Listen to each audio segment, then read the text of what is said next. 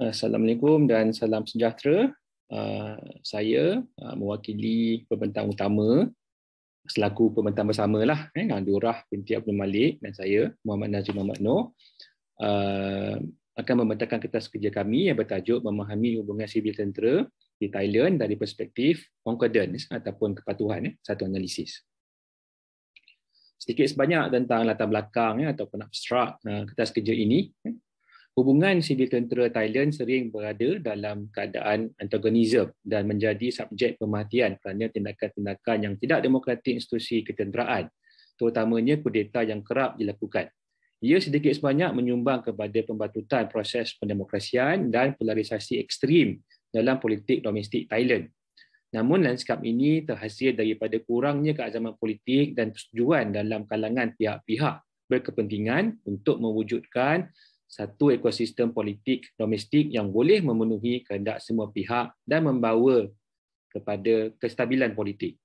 Teori concordance atau kepatuhan yang dikembangkan oleh Rebecca Schiff tidak pernah digunakan ke atas hubungan sibil tentera Thailand dan model ini memberi satu alternatif yang berbeza dari teori institusi Huntington yang lebih popular, di mana matlamat hubungan sibil tentera yang baik adalah kestabilan politik dan bukan demokrasi semata-mata. Melalui kajian ini, pengkaji akan mengaplikasi model ini dan menganalisa kemungkinan sebuah hubungan sibil tentera yang stabil dan profesional di Thailand sekiranya ia menurut prasyarat yang digariskan oleh teori concordance. Sebagai pengenalan, kajian hubungan sibil tentera adalah bidang pengajian antara disiplin dalam pengajian sains sosial dan mempunyai tradisi klasikal serta moden. Ia kekal menjadi sebuah bidang yang terus dikaji secara mendalam, termasuk di rantau Asia Tenggara. Tradisi kajian hubungan sibil tentera dapat dilihat melalui seawal penulisan oleh Claude von Clausewitz, von Chris on War. Cubaan untuk memahami mengapa sebuah masyarakat wujud dalam keadaan konflik atau aman dengan institusi ketenteraan yang bertanggungjawab menjaga keamanan negara kekal relevan, apatah lagi dengan situasi semasa di mana kembalinya rejim dan juta-juta tentera dalam kepimpinan politik seperti di Thailand, Mali dan Myanmar. Oleh itu, kajian ini dengan memahami tradisi klasikal, kajian bidang ini telah menghasilkan beberapa teori popular dengan mengaplikasi situasi hubungan sibil tentera di Thailand, sebuah negara yang tidak asing dengan kudeta dalam konteks teori concordance. Teori ini pakai 4 indikator utama dengan matlamat untuk mencapai keharmonian dan bukan membentuk rejim yang demokratik semata-mata. Ia tidak pernah digunakan dalam konteks Thailand, oleh itu kajian ini adalah cubaan awal untuk menyesuaikan, mengaplikasikannya dalam konteks negara Thailand. Kajian lepas, ada beberapa kajian besar yang telah dilakukan oleh pemikir utama sains politik, utamanya oleh Harold Laswell, konsep garrison state. Sebuah negara yang dipimpin oleh elit tentera yang mampu menjalankan fungsi menjaga keselamatan negara dan juga menjadi pemimpin kerana budaya demokratik liberal. Disesuaikan dengan dunia pasca Perang Dunia Kedua.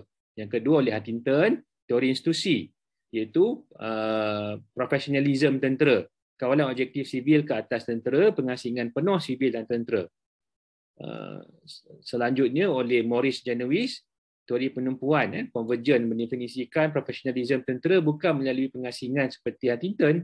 Profesionalisme tentera adalah cakna dan pragmatis terhadap politik domestik. Kalau sama Huntington mungkin dalam kajian kes di US ataupun Amerika Syarikat, Janowitz mungkin sesuai untuk diaplikasikan di United Kingdom. Seterusnya oleh Fever, konsep problematik, bagaimana caranya untuk mengawal dan menjaga institusi yang tugasnya menjaga rakyat tetapi berkemampuan melakukan kekerasan dan keganasan, sedikit sebanyak mungkin di Singapura. Seterusnya oleh Duncan McCargo, hubungan network monarki, hubungan rapat antara institusi ketenteraan dan institusi monarki dalam satu bentuk palace-based politics dan satu parallel state yang paling popular di Mesir. Ketika ini juga boleh dipakai di Thailand, khasnya sejak tahun 2000. Turut disokong oleh Chambers dan Winnie Chakul bahawa hubungan sibil tentera Thailand terus difahamkan dalam konteks keterlibatan monarki. Dan pada akhir sekali oleh Chris Baker, kudeta 2006 dan 2014 adalah kudeta kembar yang dilancarkan oleh puak yang sama dalam institusi ketenteraan di Thailand. Bezanya kudeta 2006 menggunakan formula tradisional untuk mengetepikan pemimpin sivil, melakukan kudeta dan melakukan semula kepimpinan sivil. Kudeta 2014 lebih radikal dan bertujuan untuk meletakkan institusi ketenteraan sebagai elit politik yang baharu. Kerangka teoretikal, teori concordance, sebagaimana yang kita maklum diperkenalkan oleh Schiff, meletakkan 3 pihak berkepentingan mencapai hubungan sivil tentera yang harmoni, iaitu institusi ketenteraan, elit politik dan masyarakat sivil. Teori ini menggunakan 4 indikator utama atau 4 hal yang perlu dipersetujui oleh semua 3 pihak berkepentingan tadi. 4 indikator itu adalah komposisi kor tentera, yang kedua proses pembuatan keputusan, yang ketiga kaedah pengkaderan, dan yang keempat gaya ketenteraan. Metod yang digunakan pakai dalam kajian ini adalah sumber sekunder kerana limitasi merentas negara dan kerana memfokuskan sepenuhnya kepada hubungan sivil tentera Thailand. Jadi dalam hal ini yang banyak digunakan pakai adalah daripada sudut jurnal artikel dan juga buku, termasuk juga laporan akhbar dan juga dokumen-dokumen rasmi.